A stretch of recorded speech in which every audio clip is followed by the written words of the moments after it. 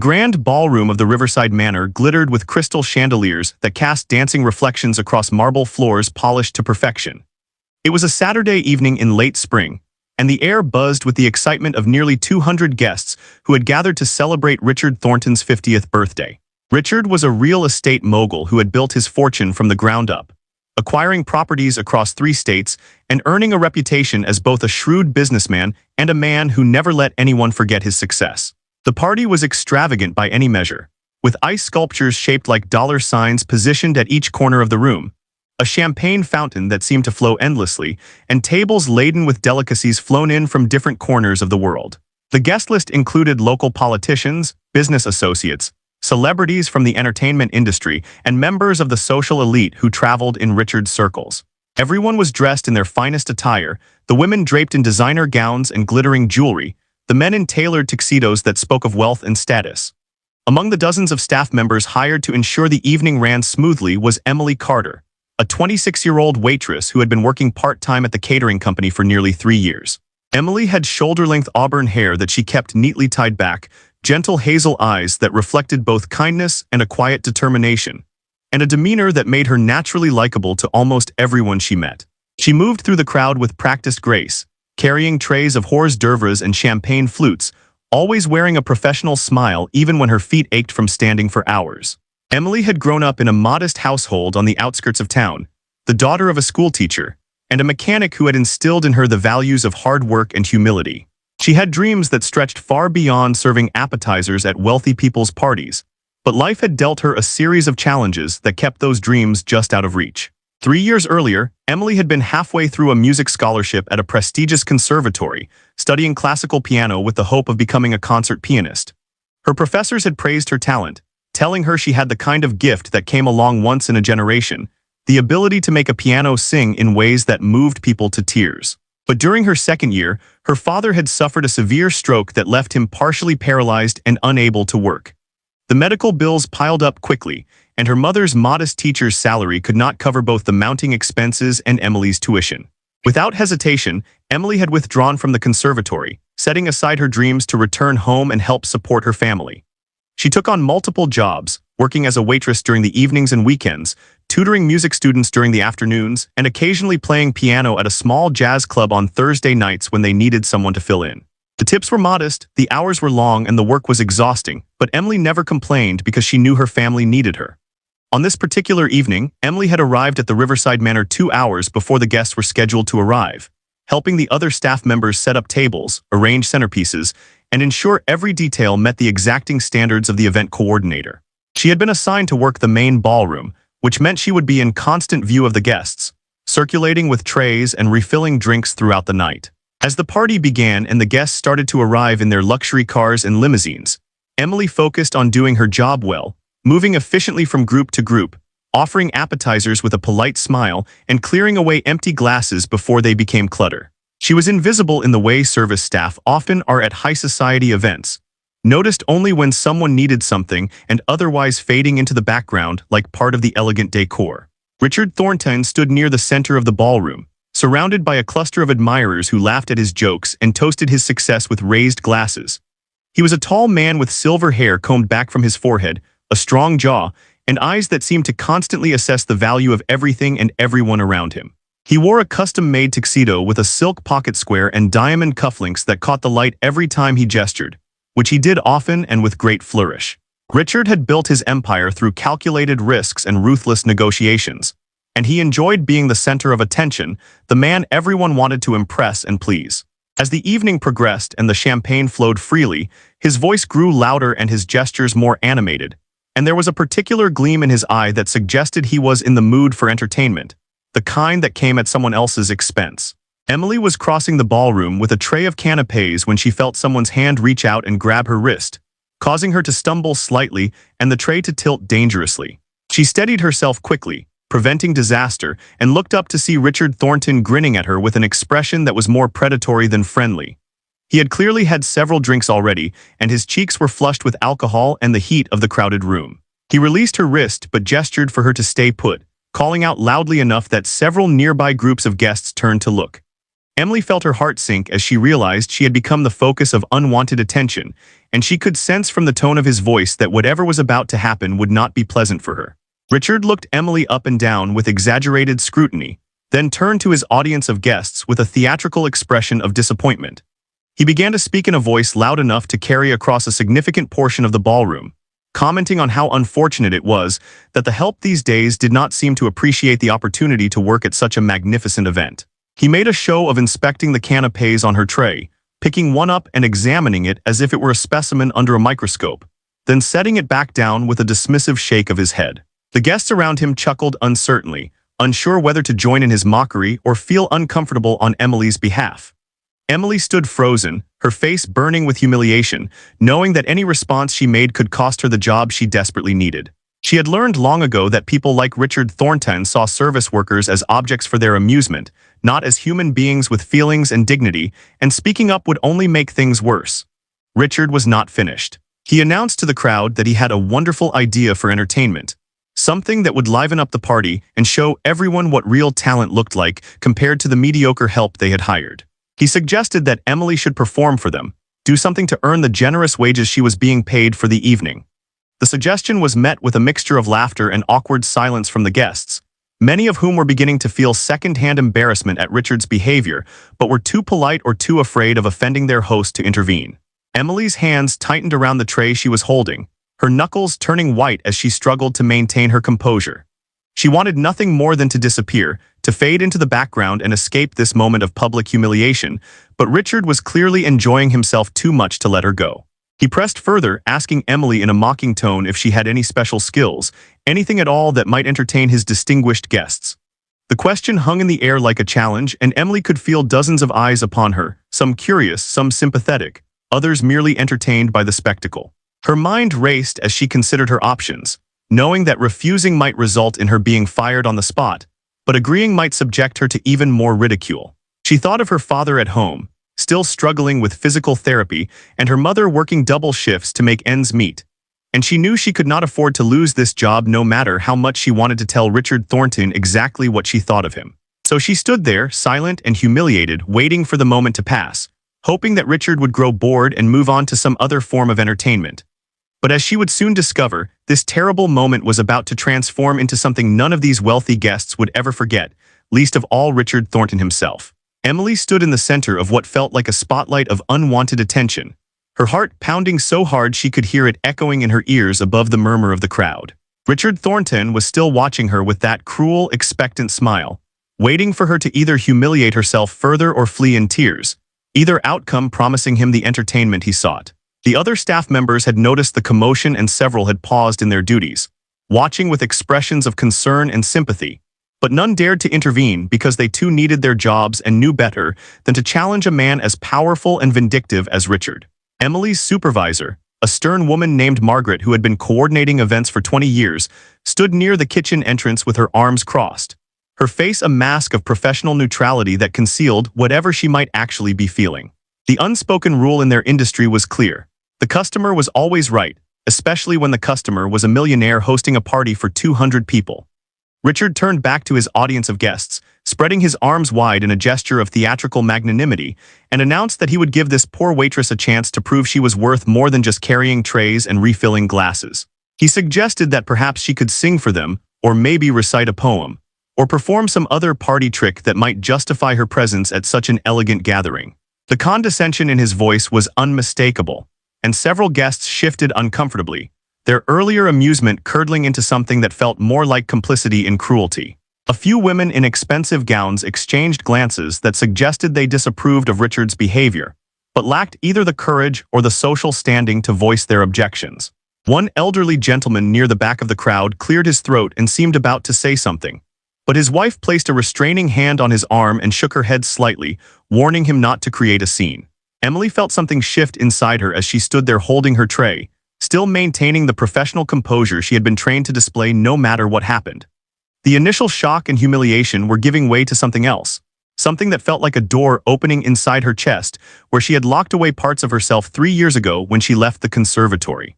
She thought about all the sacrifices she had made, all the dreams she had set aside, All the hours she had spent working jobs that paid her bills, but left her soul hungry for the music she no longer had time to create. She thought about the piano that sat silent in her small apartment, covered with a sheet because she could not bear to look at it most days, a reminder of everything she had lost and might never reclaim. She thought about her professors at the conservatory who had believed in her talent, who had told her she had something special that should not be wasted. And she thought about the version of herself who used to sit at a piano bench and lose herself in music that made time stop and the world fade away. Richard was still talking, his voice growing louder and more insistent as he fed off the attention of his guests and the several glasses of expensive scotch he had consumed over the past hour. He made a sweeping gesture toward the far corner of the ballroom, where a magnificent black grand piano sat on a raised platform, a Steinway that had been brought in specifically for the event as a decorative piece and status symbol. Richard announced with exaggerated enthusiasm that perhaps the waitress could play piano for them, entertaining them with her undoubtedly limited skills while they enjoyed their champagne and caviar. The suggestion was meant as the ultimate insult, a final humiliation that would reduce Emily to a performing monkey for his amusement. He clearly expected her to either refuse and slink away in shame or attempt to play something simple and childish that would confirm his low opinion of the hired help. What he did not expect, what none of them expected, was for Emily to slowly set down her tray on a nearby table, smooth her simple black service uniform, and speak for the first time since this ordeal began. Her voice was quiet but steady, cutting through the nervous chatter of the guests with unexpected clarity. She said that yes, she could play piano, and if Mr. Thornton and his guests would like to hear something, she would be happy to oblige. The words hung in the air for a moment, and Richard's expression flickered with surprise before settling back into smug satisfaction.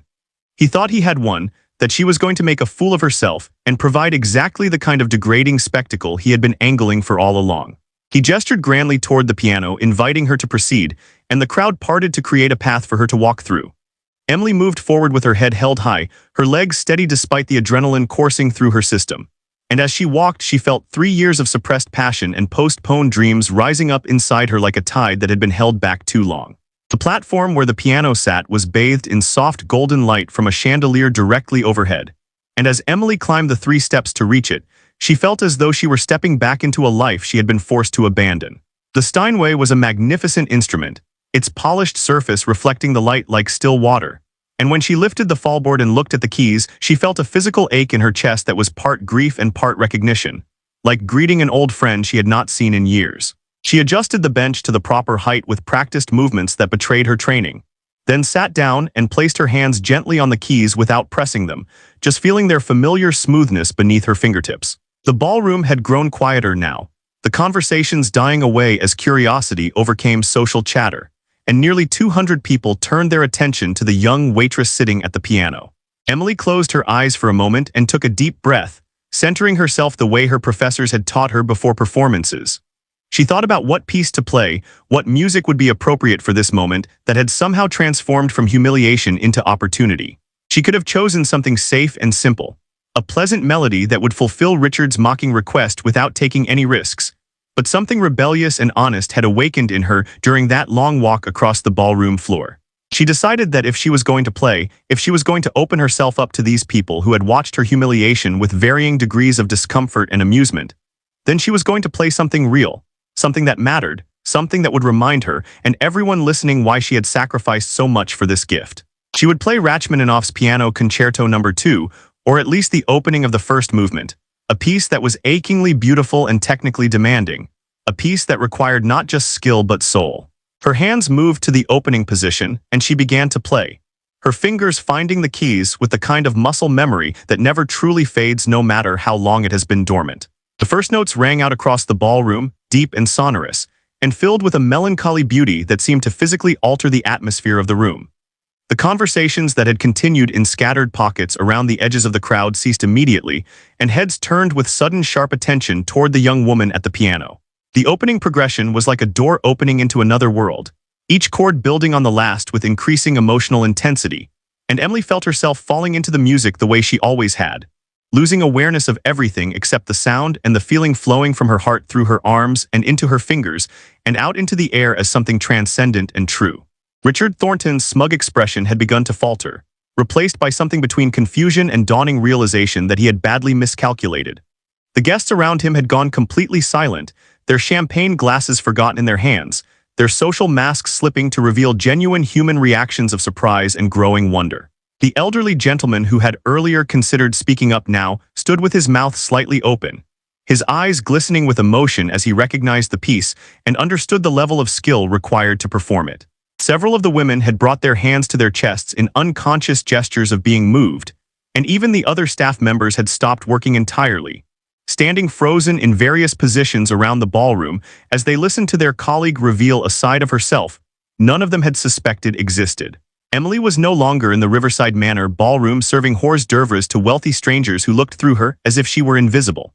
She was back in the concert hall at the conservatory, back in the practice rooms where she had spent countless hours perfecting her technique and learning to channel emotion through music, back in the moments before her life had been derailed by circumstances beyond her control. Her fingers moved across the keys with increasing speed and confidence as the piece built toward its emotional crescendo, the notes cascading and interweaving in patterns that were mathematically precise, and yet somehow wildly passionate at the same time. She played through the parts she remembered perfectly and improvised slightly where her memory had gaps. But the improvisation was so skillful that no one who was not intimately familiar with the piece would have noticed. The piano sang under her hands, the sound filling every corner of the vast room and resonating in the chests of everyone listening. And for those few minutes, Emily Carter was no longer a waitress trying to pay her father's medical bills. She was exactly what she had been born to be, what she had trained to be, what she still was despite everything life had taken from her. The music continued to flow from Emily's fingers with a power and grace that seemed impossible for someone wearing a server's uniform at a birthday party. She had been hired to work. Each note hung in the air with crystalline clarity before blending into the next, creating phrases that rose and fell like waves, building tension and releasing it in moments of breathtaking beauty that made some listeners forget to breathe. The technical difficulty of Rachmaninoff's concerto was immense, requiring reaches across the keyboard that stretched the hands to their limits, rapid passages that demanded absolute precision, and a depth of emotional interpretation that could not be faked or manufactured. Emily executed all of it with a combination of technical mastery and emotional honesty that revealed years of serious training and natural talent that existed at a level most people never encountered in their entire lives. Her body swayed slightly as she played, not in any theatrical or performative way, but in the natural physical response of someone completely immersed in the music they were creating. Around the ballroom, the transformation in the atmosphere was palpable and complete.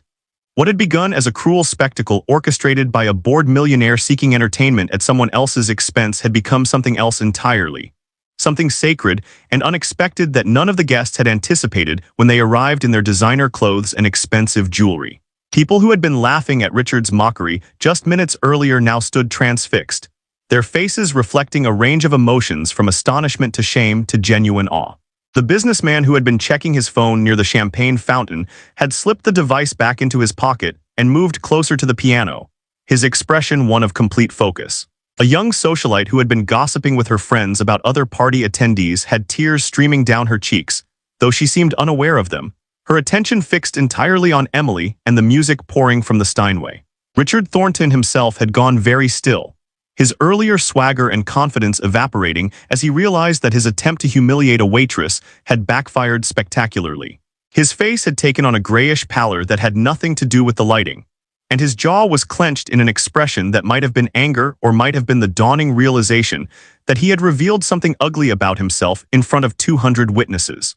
The guests nearest to him had unconsciously taken small steps away, creating a subtle but noticeable distance, as if his earlier cruelty had contaminated him and they wanted to avoid association with his behavior.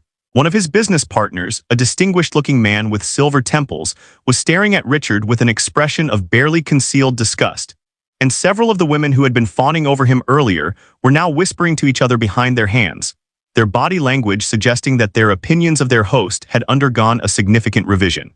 Emily reached a particularly demanding passage, where the melody in the right hand had to sing out above a complex accompaniment in the left. A section that required not just technical skill, but the ability to balance multiple musical lines simultaneously while maintaining the emotional through-line of the piece. She navigated it flawlessly, her fingers dancing across the keys with a combination of power and delicacy that made the piano sound like an entire orchestra. The instrument itself seemed to respond to her touch with unusual resonance, as if it too had been waiting for someone who truly understood its capabilities. someone who could unlock the full range of its voice after sitting silent and decorative in the corner of so many parties. The sound swelled and filled the ballroom, reaching into corners and crevices, touching something deep inside each person listening, reminding them of beauty and meaning and the human capacity to create something transcendent. The staff members who worked alongside Emily were perhaps the most shocked of anyone in the room, because they had shared break rooms and preparation areas with her for months or even years without ever suspecting that she possessed this extraordinary ability. Margaret, the event supervisor, stood near the kitchen entrance with her hand pressed against her mouth. Her usually stern expression softened into something that looked like wonder mixed with regret, as if she were realizing that she had been working beside someone exceptional without ever taking the time to see them as more than just an employee. The other servers and kitchen staff had gathered in small clusters, their duties completely forgotten, and several of them had tears in their eyes as they listened to their colleague reveal this hidden dimension of herself. One young man who had trained with Emily and sometimes shared shifts with her shook his head slowly in amazement, whispering to the person next to him that he had worked beside her for 2 years and never known, never even guessed. As Emily moved through the piece, she began to add her own interpretive choices, slight variations in tempo and dynamics that made the performance uniquely hers rather than a mere reproduction of how she had been taught to play it. She slowed down in places where the emotion demanded space to breathe, then accelerated through passages where the music needed urgency and momentum. Her understanding of the piece was sophisticated and mature, revealing not just technical training, but genuine musical intelligence and years of study with teachers who had taught her to think deeply about what she was playing. This was not someone who had learned piano as a hobby or social accomplishment.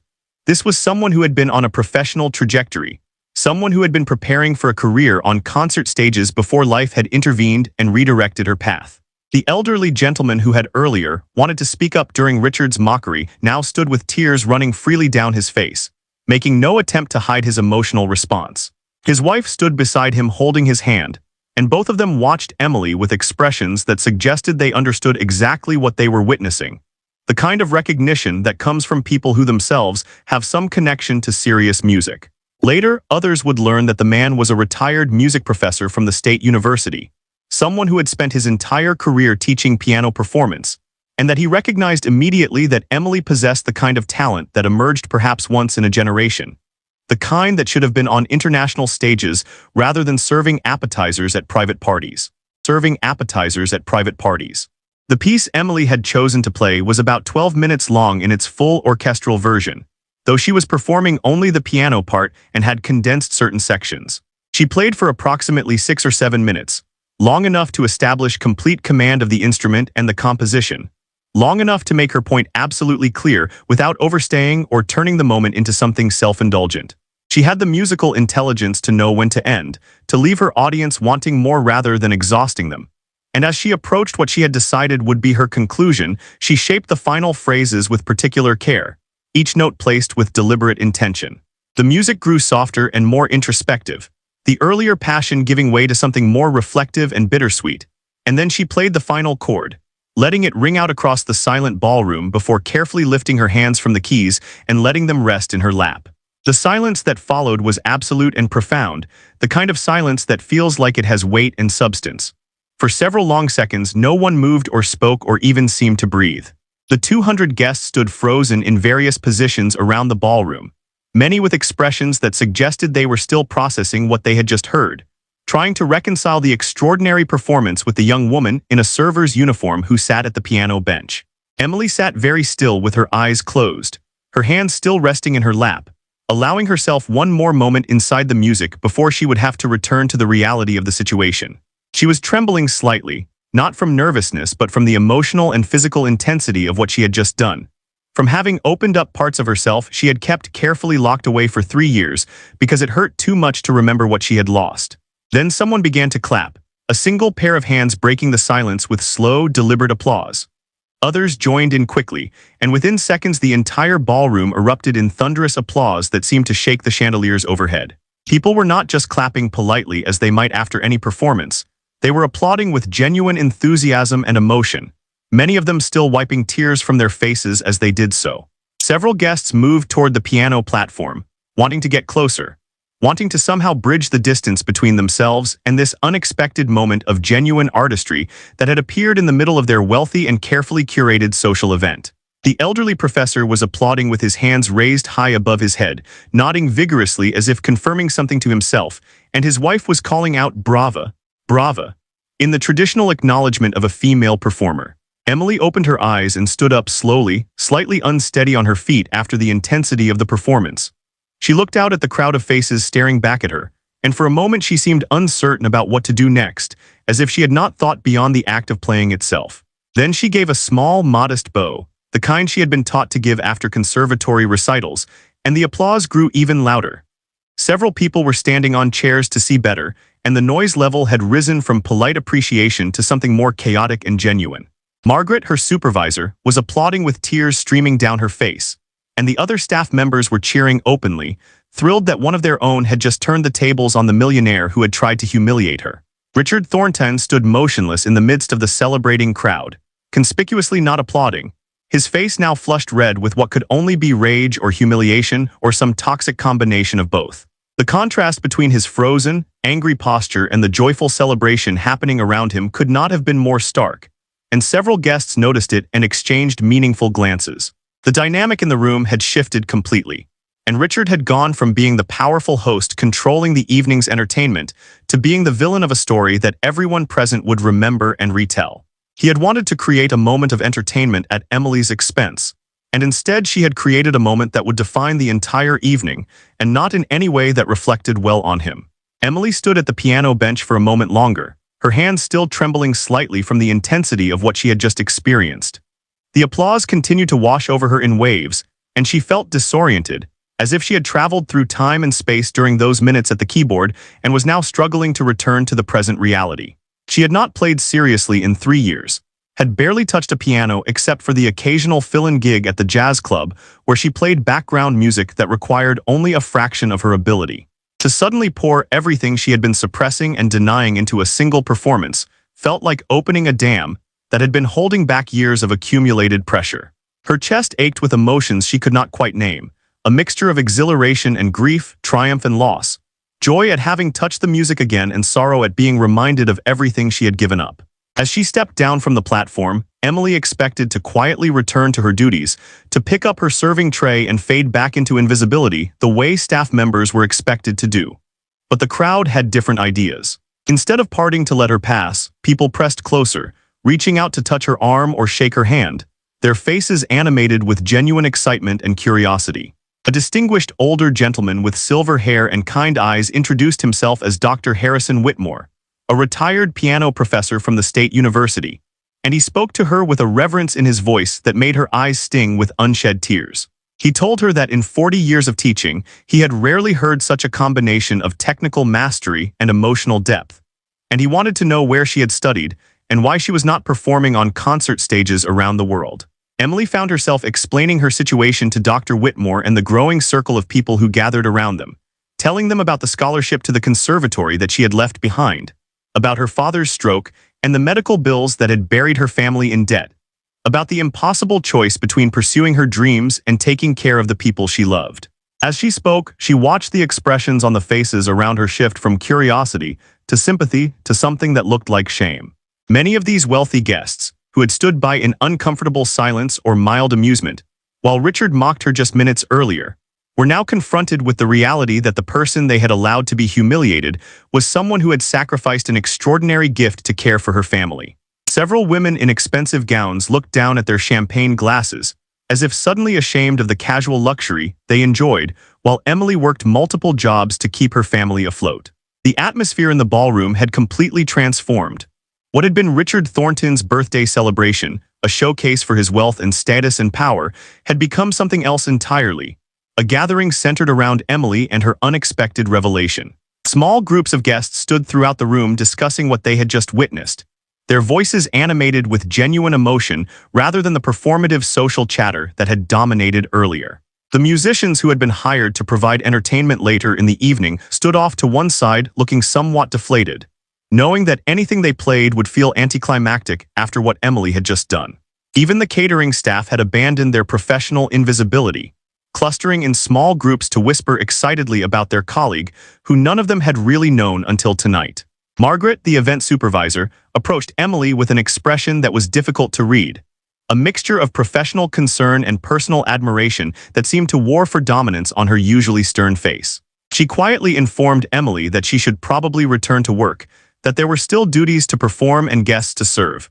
But her words lacked conviction, and her tone suggested she did not really expect Emily to comply. Before Emily could respond, Dr. Whitmore interjected firmly, saying that this young woman had already given more to this party than anyone had any right to expect, and that if her supervisor had any sense at all, she would release Emily from her duties for the evening and allow her to be treated as the honored guest she deserved to be. Margaret hesitated, clearly torn between company protocol and the unprecedented nature of the situation. But when several other guests voiced their agreement with Dr. Whitmore's suggestion, she nodded slowly and told Emily to take the rest of the night off with full pay. Richard Thornton had been watching all of this from a distance, standing near the champagne fountain with a fresh drink in his hand and a thunderous expression on his face. The small group of associates who had been surrounding him earlier had dwindled to just 2 or 3 people, and even they looked uncomfortable, clearly aware that their host had badly miscalculated and created a situation that reflected terribly on him. Richard's face had gone from its earlier flush of alcohol and confidence to a mottled red that spoke of barely contained rage.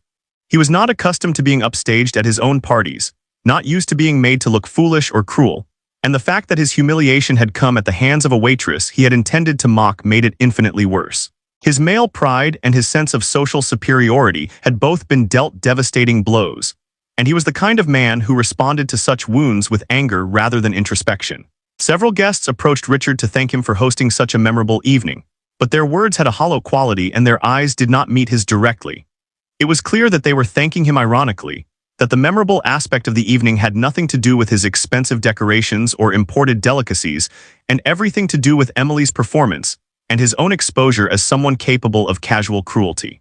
One woman, bolder than the others, commented pointedly that it was remarkable how true talent could emerge from the most unexpected places, and how sometimes the people we overlook or dismiss turn out to be the most extraordinary individuals in the room. Richard's jaw clenched at the barely veiled criticism, but he forced a tight smile and muttered something noncommittal, unable to defend himself without making the situation worse. Meanwhile, Emily found herself in a surreal conversation with some of the wealthiest and most influential people in the city, all of them suddenly interested in her story and her future. A woman who owned several art galleries in the downtown district pressed her business card into Emily's hand and told her to call if she ever wanted to perform at a gallery opening or fundraiser event. A businessman who sat on the board of the city's symphony orchestra asked if she had an agent or manager. And when Emily laughed bitterly and explained that she barely had time to sleep between her multiple jobs, he looked genuinely distressed. Dr. Whitmore had pulled out his phone and was already making notes, talking half to himself about possibilities and connections and people he knew who might be able to help. His academic mind already working on the problem of how to rescue this remarkable talent from obscurity. Emily listened to all of this with a strange sense of detachment, as if it were happening to someone else. She appreciated their kindness and their apparent sincerity, but she had been disappointed before, had learned not to build hopes on the promises of wealthy people who might forget all about her the moment they left this ballroom and returned to their comfortable lives. She had bills to pay tomorrow and shifts to work the day after that. And while tonight had been extraordinary and cathartic and wonderful in ways she had not anticipated, she did not expect it to fundamentally change her circumstances. Life had taught her to be realistic, to understand that moments of magic were just that, moments, and that the hard work of survival would still be waiting for her when this night was over. But something in Dr. Whitmore's intensity gave her pause. He was not speaking to her with the casual charity of someone offering vague assistance, but with the focused determination of someone who had found a project worthy of his remaining years and considerable connections. He asked for her phone number and email address, and when she hesitated, worried about seeming presumptuous, he looked at her with such earnest conviction that she found herself typing her information into his phone. He promised her that he would be in touch within days, not months or someday, but actual days, and that he had ideas about scholarships and grants and programs that might be able to help her return to her studies while still supporting her family. His wife, who stood beside him holding his arm, nodded in agreement and added that they had resources and connections built over decades in the music education world, and that it would be a crime to let Emily's talent go to waste. As the party continued around them, now with a strange divided quality where some guests were still trying to celebrate Richard's birthday, while others were far more interested in the unexpected drama that had unfolded, Emily felt exhausted in a way that went beyond physical tiredness. The emotional and psychological intensity of the past hour had drained something essential from her, and she needed to leave, to get out of this ballroom and away from all these people and back to the small, quiet apartment where she could process what had just happened. She thanked Dr. Whitmore and the others who had been kind to her, then made her way toward the staff exit, ignoring Margaret's conflicted expression and the whispered conversations that followed her path across the room. As she pushed through the door into the service corridor, she heard one final surge of applause behind her, and realized that people were clapping for her departure, honoring her exit the way they might honor a performer leaving a concert stage. The following morning, Emily woke in her small apartment with sunlight streaming through the thin curtains and a profound sense of disorientation. For a few confused moments, she lay in bed wondering if the previous evening had been some kind of vivid dream, a fantasy her exhausted mind had conjured during restless sleep. But then she saw the event supervisor Margaret's text message on her phone, sent at nearly midnight, saying that Emily should take a few days off to rest and that they would discuss her schedule when she was ready to return. Below that message were 3 missed calls from numbers she did not recognize, and a voicemail from Dr. Harrison Whitmore asking her to please call him back at her earliest convenience because he had already made several important connections on her behalf and needed to discuss opportunities that were time-sensitive. Emily sat up slowly, her body aching from the tension she had carried throughout the previous evening, and allowed herself to acknowledge that it had all been real. She made coffee in her tiny kitchen and sat at the small table where she usually ate her solitary meals, scrolling through her phone and discovering that the evening had generated far more attention than she had anticipated. Several guests at the party had recorded portions of her performance on their phones, and by morning, those videos had been shared on social media platforms where they were accumulating views and comments at an alarming rate. Emily watched herself play on the small screen, seeing the performance from the audience's perspective for the first time, and felt a complicated mixture of pride and vulnerability at having such a private moment of emotional expression now circulating for strangers to watch and judge. The comments were overwhelmingly positive, with people expressing amazement at her skill and outrage at Richard Thornton's attempt to humiliate her. But the exposure felt invasive in ways she had not prepared herself for. By mid-morning, the story had been picked up by local news outlets who had apparently gotten details from party attendees eager to share the dramatic narrative.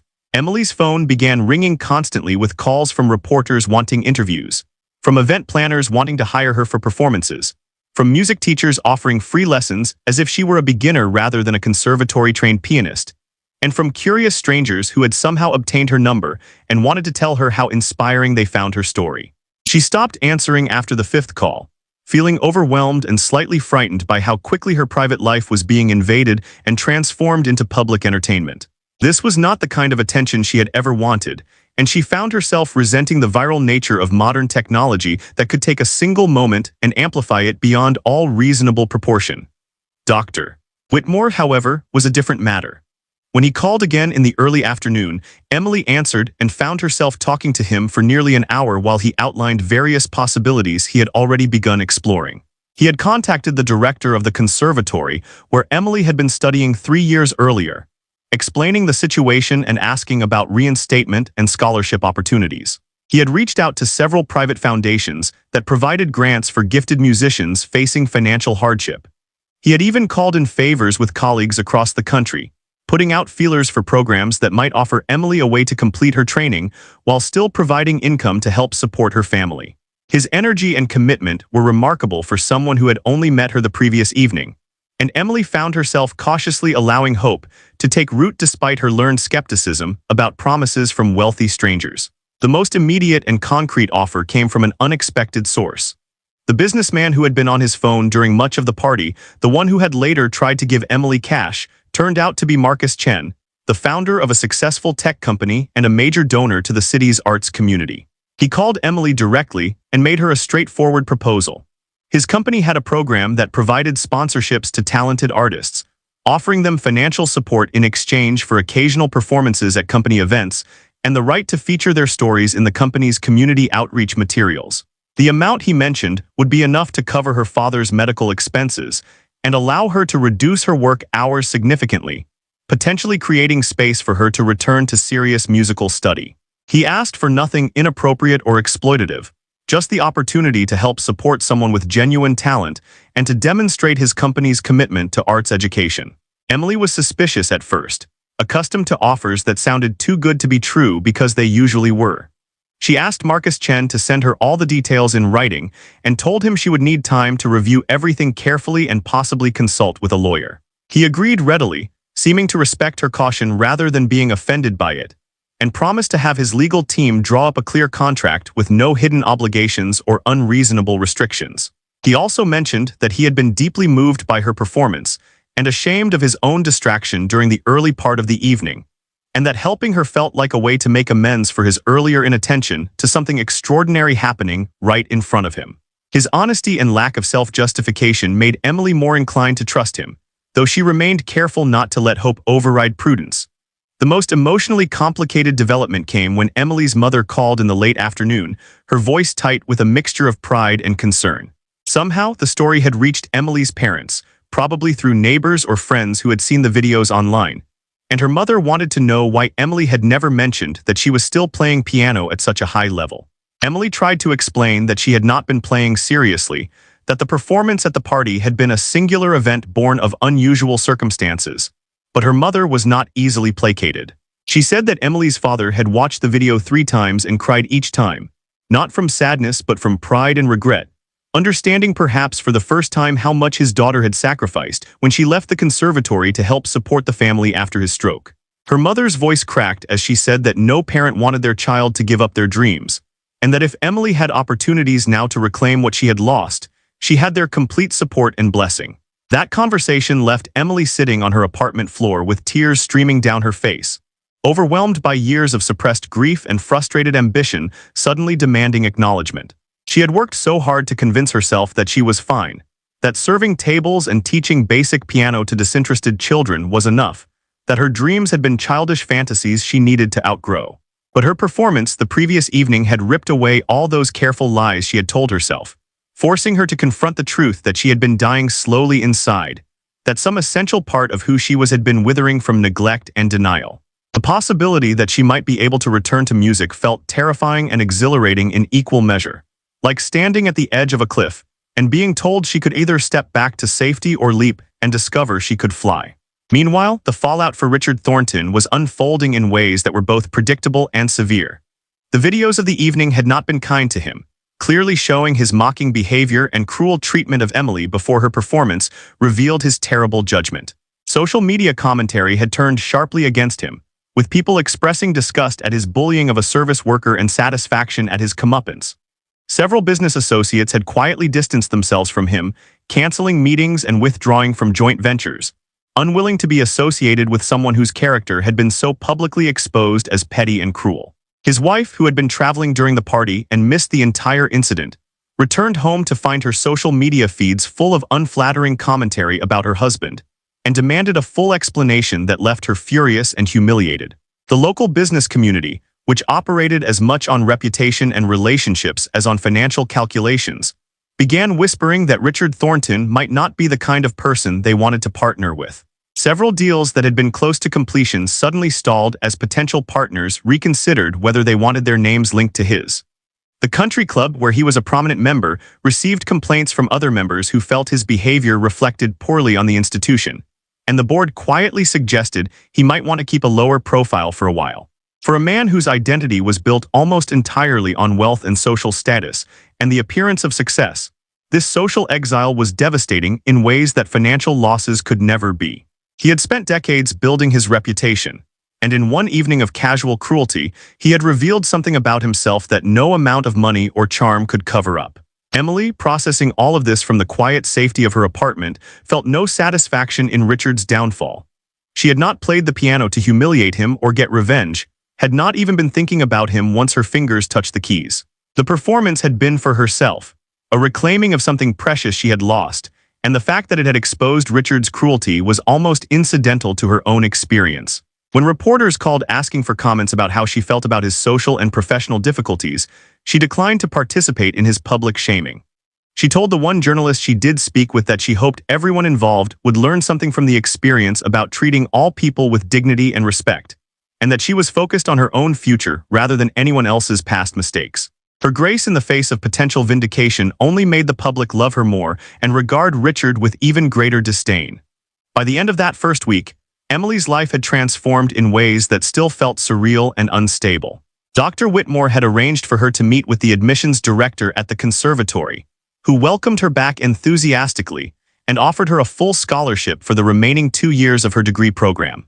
Marcus Chen's sponsorship contract had been reviewed by a lawyer from a free legal aid clinic, who confirmed that it was legitimate and generous with no exploitative clauses. Several performance opportunities had materialized, including a solo recital at the university concert hall that Dr. Whitmore was organizing, with all ticket proceeds going to support Emily's family expenses. The trajectory of her life had shifted dramatically in the space of 7 days, all because of one evening when she had been pushed to her breaking point, and had responded not with surrender, but with the most honest and powerful expression of who she truly was. The weeks that followed Emily's viral performance brought changes that rippled through multiple lives and challenged her to navigate unfamiliar territory with grace and wisdom. The university concert hall recital that Dr. Whitmore had organized sold out within 48 hours of tickets going on sale, driven partly by people who had seen the videos online and wanted to experience Emily's playing in person, and partly by the classical music community who had become intrigued by the story of the conservatory dropout with exceptional talent. Emily spent every available hour practicing, borrowing time on pianos at the university and at a local church whose pastor had seen her story on the news and offered her access to their beautiful instrument whenever she needed it. Her fingers were sore and her back ached from the long practice sessions, but the pain felt purposeful in a way that her exhaustion from working multiple service jobs never had. The recital itself was one of the most terrifying and exhilarating experiences of Emily's life. Standing backstage in a proper concert dress borrowed from one of Dr. Whitmore's former students, hearing the murmur of hundreds of people taking their seats in the auditorium, she felt the full weight of expectation and opportunity pressing down on her shoulders. This was different from playing at Richard Thornton's party, where she had nothing to lose and was acting purely on instinct and emotion. Now people had paid money and given their time specifically to hear her play, and the internet audience who had made her momentarily famous would be judging whether her viral moment had been a fluke or evidence of genuine artistry. The pressure was immense, and she stood in the wings fighting the urge to run away, to disappear back into comfortable obscurity where no one expected anything from her. Dr. Whitmore found her there, pale and trembling, and spoke to her with the calm authority of someone who had spent decades guiding nervous students through important performances. He reminded her that she had already proven herself, that the people in the audience were there because they believed in her talent, and that all she needed to do was what she had already done once before. Forget about everything except the music and let her gift speak for itself. He told her that fear before a performance was not a sign of weakness, but of caring deeply about something that mattered, and that the artists who never felt nervous were usually the ones who had nothing important to say. His words steadied her enough that when the house lights dimmed and her name was announced, she was able to walk onto the stage with her head high and her hands steady. The recital was a triumph. Emily played a carefully chosen program that showcased both technical virtuosity and emotional depth, including works by Chopin, Debussy, and Beethoven, alongside the Rachmaninoff that had started everything. She made a few small mistakes, moments where her fingers did not land exactly where she intended or where her timing was slightly off. But they were the kinds of minor imperfections that only trained musicians would notice, and that actually added to the human quality of the performance rather than detracting from it. What came through unmistakably was her complete commitment to the music, her ability to lose herself in the sound and take the audience with her into the emotional landscape of each piece. When she finished the final work, a thunderous Beethoven sonata that left her physically drained, the audience rose to its feet in spontaneous ovation that continued for nearly 5 minutes. The success of the recital opened additional doors. A regional classical music magazine ran a feature article about Emily's story, framing it as an inspiring tale of talent rediscovered and second chances seized.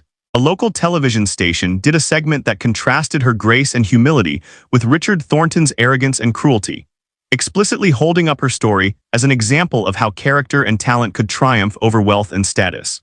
Several other venues contacted Dr. Whitmore asking if Emily might be available for performances, and a small recording label that specialized in classical music approached her about possibly making an album once she had rebuilt her repertoire to a sufficient level. Each of these opportunities felt simultaneously thrilling and overwhelming, like being handed gifts she was not entirely sure she deserved or knew how to manage.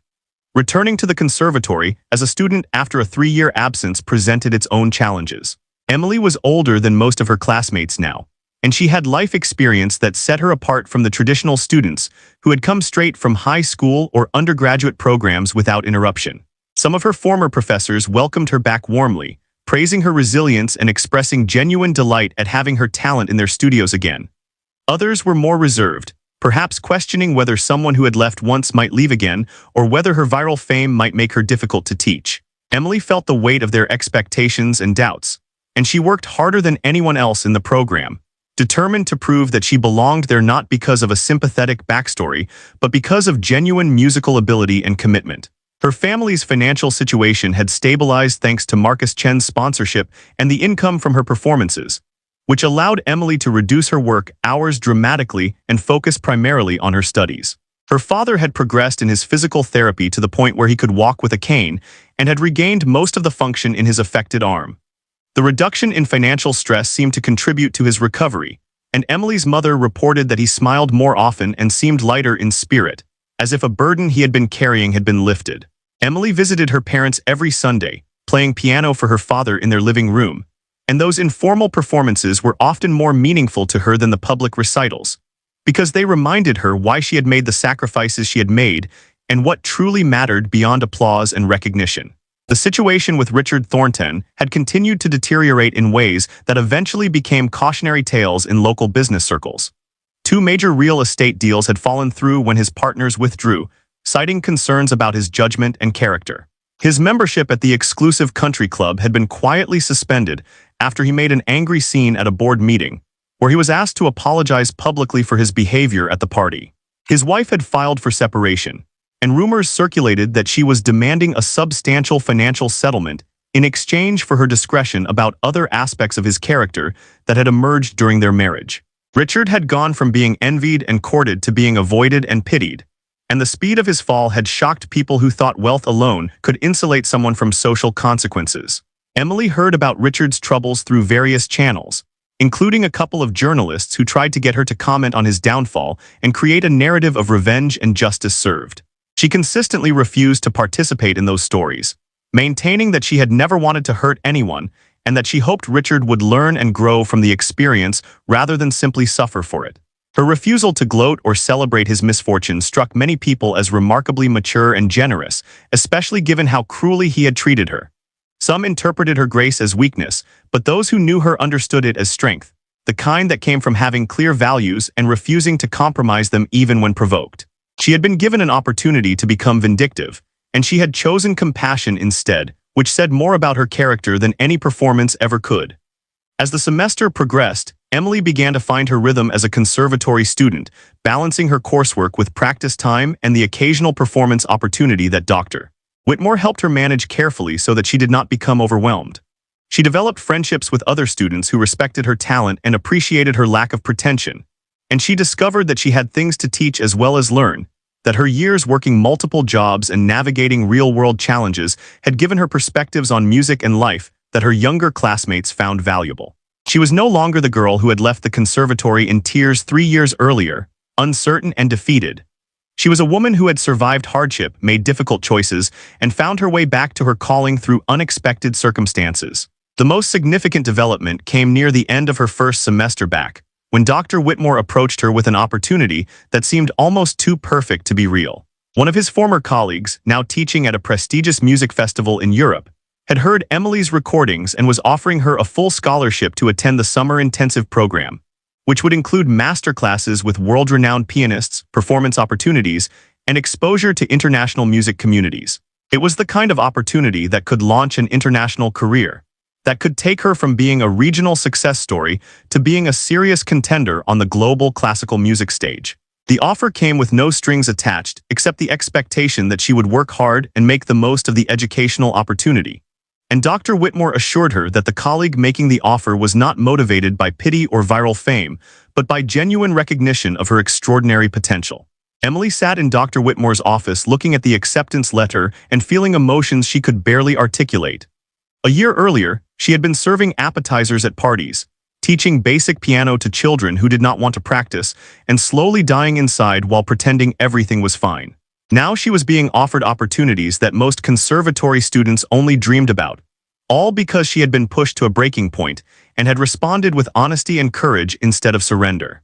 The journey from that humiliating moment in Richard Thornton's ballroom to this office holding this letter had been improbable and swift, and she felt both grateful and slightly unmoored, as if she were living someone else's life. She accepted the summer program offer with tears in her eyes, and Dr. Whitmore smiled with the satisfaction of a teacher who had recognized something special and helped nurture it to fruition.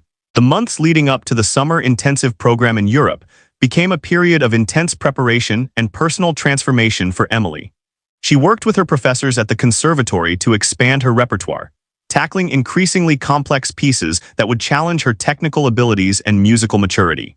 The practice rooms in the music building became her second home, and she often stayed until the security guards made their final rounds at midnight, completely losing track of time as she worked through difficult passages or explored different interpretative approaches to the pieces she was learning. Her hands developed calluses on her fingertips, and her back developed a permanent ache from hours at the piano bench. But these physical discomforts felt like badges of honor, evidence that she was finally living the life she had been meant for. The other conservatory students had initially been somewhat wary of Emily, uncertain whether to treat her as a peer or as the semi-famous internet personality whose viral video had been viewed millions of times. But Emily's genuine humility and serious work ethic gradually won them over, and she developed particularly close friendships with 3 other piano students who became her practice partners and confidants. They would gather after their individual practice sessions to play for each other, offering constructive criticism and emotional support, celebrating breakthroughs and commiserating over stubborn technical problems that refused to yield despite hours of work. These friendships reminded Emily that music, despite being a solo performance art in many ways, was fundamentally about community and shared passion, about people who understood what it meant to dedicate yourself completely to something beautiful and demanding. Marcus Chen, whose tech company sponsorship had provided crucial financial support, became an unexpected mentor and friend during this period.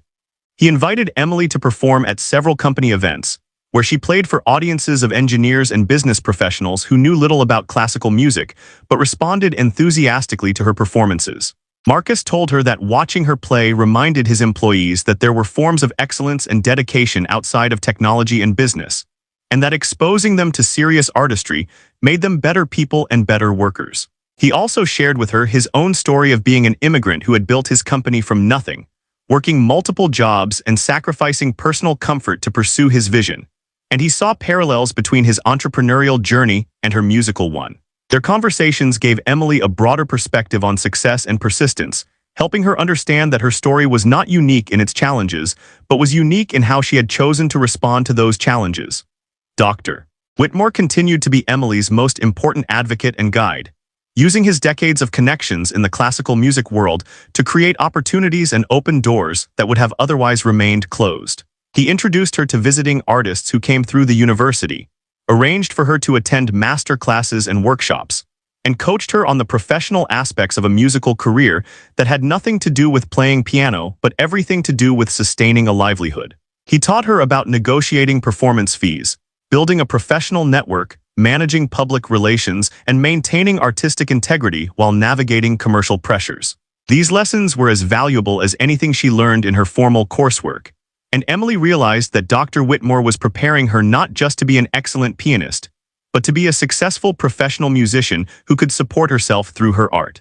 As word of Emily's story continued to spread through classical music communities, she began receiving invitations to speak at music education conferences and fundraising events for arts programs.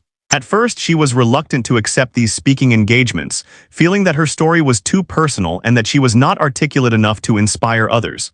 But Dr.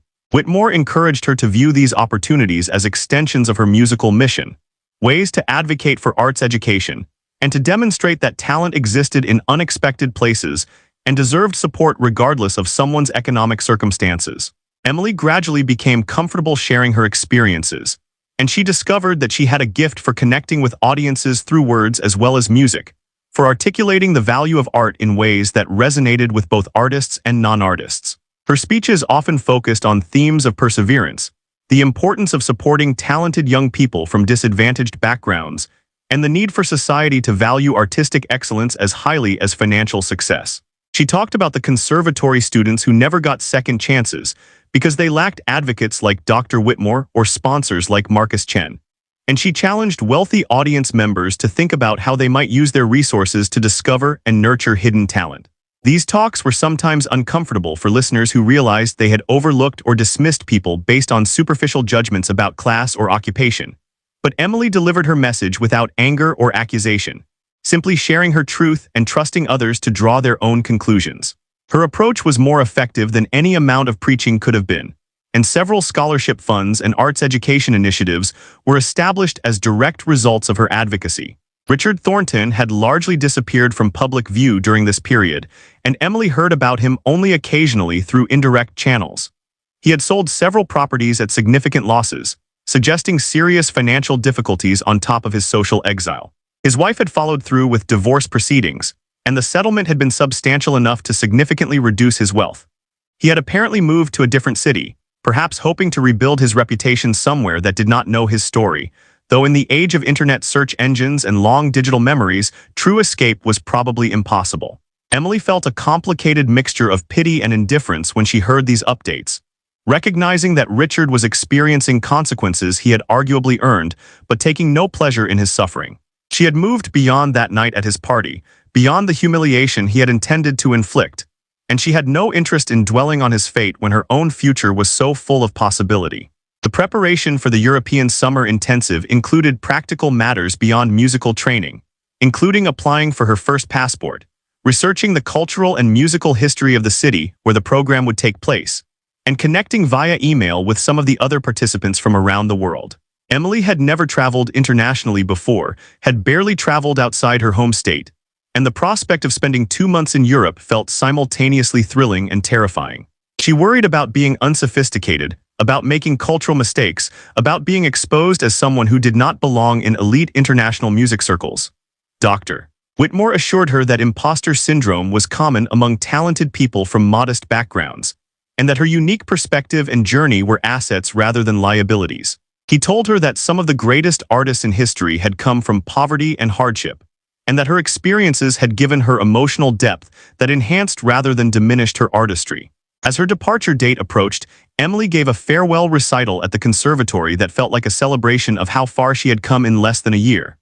The program included some of the same pieces she had played at her first public recital, but her interpretations had matured significantly, showing deeper understanding and greater technical confidence.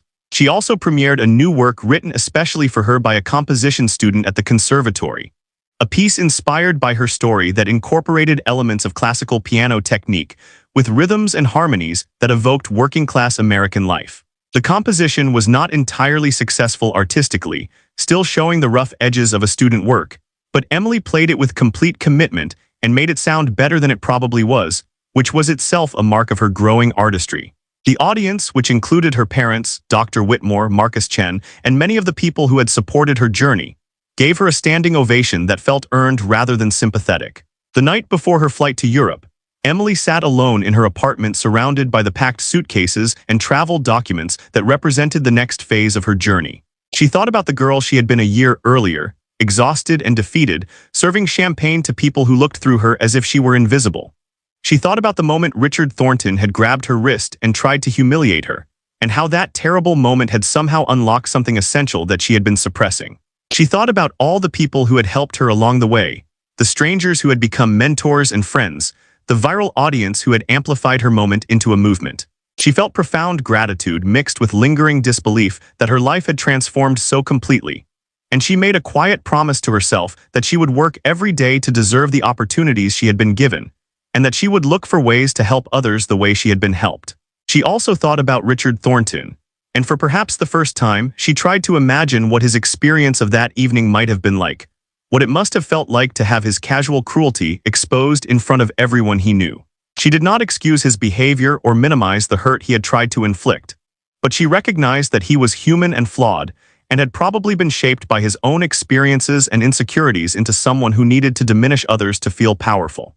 She hoped that somewhere in his exile and downfall, he had found or would find the capacity for genuine self-reflection and growth, that the story would not end with him as just a villain, but as someone who had learned painful lessons and emerged better for them. It was a generous hope, perhaps more generous than he deserved, But Emily had learned that carrying resentment and anger only poisoned the person holding onto those emotions, and she wanted to move forward into her new life unburdened by bitterness. As she turned off the lights in her apartment and went to bed for her last night before the European adventure, Emily felt a deep sense of peace and purpose that had eluded her for years.